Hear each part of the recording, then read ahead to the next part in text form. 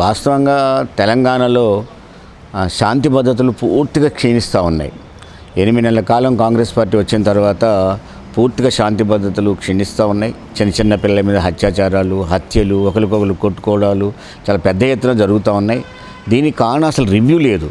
దానికి కారణం ఏంటంటే అసలు హోమ్ మినిస్టర్ లేడు ఈ తెలంగాణకు హోమ్ మినిస్టర్ ఎవరంటే రేవంత్ రెడ్డి, తెలంగాణకు విద్యాశాఖ మంత్రి ఎవరంటే రేవంత్ రెడ్డి, అట్లాగే నీకు సోషల్ వెల్ఫేర్ ఎవరంటే రేవంత్ రెడ్డి, ముఖ్యమంత్రి అంటే రేవంత్ రెడ్డి. ఈయన పెద్ద అనుభవం ఉన్నట్టు, అన్ని శాఖలు ఈయన మెయింటైన్ చేసినట్టు అలా పెట్టుకోవడం వల్ల ఏమవుతుందంటే ఆ మినిస్టర్ కనీసం ఇది జరిగినప్పుడు అక్కడికి పోయి, ఇప్పుడు షాద్నగర్లో ఇది జరిగింది, అక్కడికి పోయి ఇది ఏం జరిగింది ఏంటి అని ఒక యాక్షన్ తీసుకునే బదులు ఆ పోలీస్ ఆయన తీసుకుపోయి ఏదో అటాచ్మెంట్ చేస్తే ఇక మొత్తం అయిపోతుందా?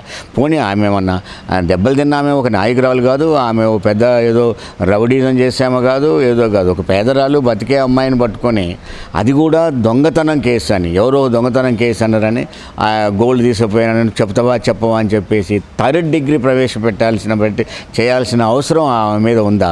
అది కూడా తెలుస్తూ ఉంది. ఏంటంటే ఒక నెక్కర్ తొడిగి ఒక ఆడపిల్లని కొడుకు ముందు పట్టుకొని ఆ విధంగా మానవత్వాన్ని మర్చిపోయి ఆ విధంగా దెబ్బలు కొట్టేసి ఆ అమ్మాయిని పూర్తిగా అని ఆ అమ్మాయి కనీసం బాడీ నిర్వీర్యం అయిపోయే విధంగా కొట్టే పద్ధతి చూస్తూ ఉంటే ఎంత హీనమైన చర్యలు నడుస్తూ ఉన్నాయి తెలంగాణలో.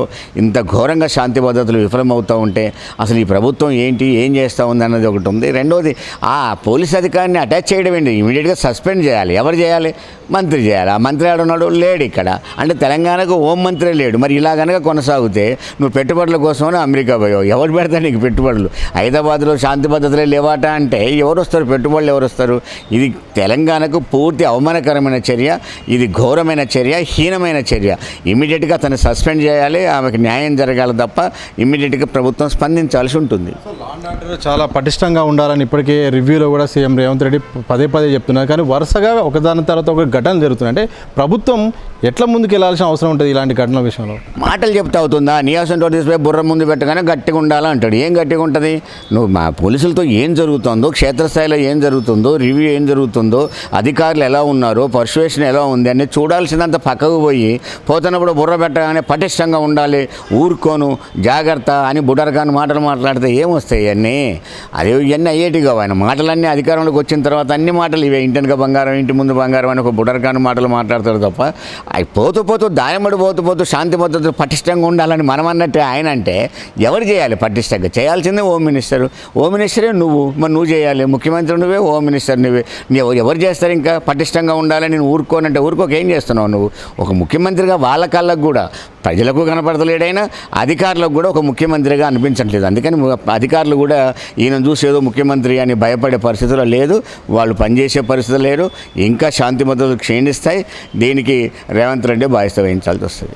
సో పోలీసుల తీరు కనుక చూస్తే ఈ యొక్క షాద్నగర్ ఘటన పట్ల మాత్రం చాలా అవమానకరంగా ఉంది. ఎందుకంటే బాబు ముందర కానీ ఆ చేసిన చర్య కానీ, అంటే ఎట్లా పోలీసుల తీరు ఇట్లా ఉండడం గల కారణం ఏంటి? 3rd డిగ్రీ ప్రయోగించాల్సిన పరిస్థితులు ఏంది? మీరు చూశారు గత ప్రభుత్వంలో ఫ్రెండ్లీ పోలీస్ అనేవాళ్ళం. పోలీసు వాళ్ళంటే ఫ్రెండ్లీగా ఉంటారని ఉండేది. భారతదేశంలోనే తెలంగాణ పోలీసులు చాలా పటిష్టమైన పోలీసులు అని ఒక పేరుంది. ఏది జరిగినా 24 గంటల్లో దాన్ని ఛేదిస్తారని ఒక పేరుంది. అవన్నీ పక్కకు పోయి ఇంత అవమానకరంగా, అంటే ఒక విధంగా అమానుషనీయం ఆ విధంగా పోలీసు ఒక అమ్మాయి మీద పట్టుకొని, పేదరాళ్ళ మీద పట్టుకొని ఆ విధంగా చేయడం అంటే, ఆ విధంగా కొట్టడం అంటే, ఆ విధంగా బట్టలు తీయడం అంటే, పిల్లగాని ముందు, కొడుకు ముందు ఇంత హీనమైన చర్య అనేది మనుషులనే వాళ్ళు ఎవరు చేయరు. ఇది అసలు ఈ ప్రభుత్వం మనుషుల ప్రభుత్వమేనా అని అనుమానం వస్తూ ఉంది. పోనీ ముఖ్యమంత్రి అమెరికా పోవచ్చు, ఇంకోటి మంత్రి ఉంటాడు కదా, ఇమీడియట్గా దీని మీద యాక్షన్ తీసుకోవాలి కదా. ఎవరికి ఛార్జ్ ఇచ్చావు? ఈ తెలంగాణ ఏమవుతుందని దాన్ని చూస్తున్నాం. కాబట్టి పోలీసులు కూడా ప్రధానంగా పై అధికారులు కూడా దాన్ని ఇమీడియట్గా ప్రభుత్వం అటదొచ్చింది, కనీసం అధికారులైనా దాన్ని ఇమీడియట్గా అతను సస్పెండ్ చేసి మరొక సంఘటన జరగకుండా చూడాల్సిన అవసరం ఎంతైనా ఉంటుంది.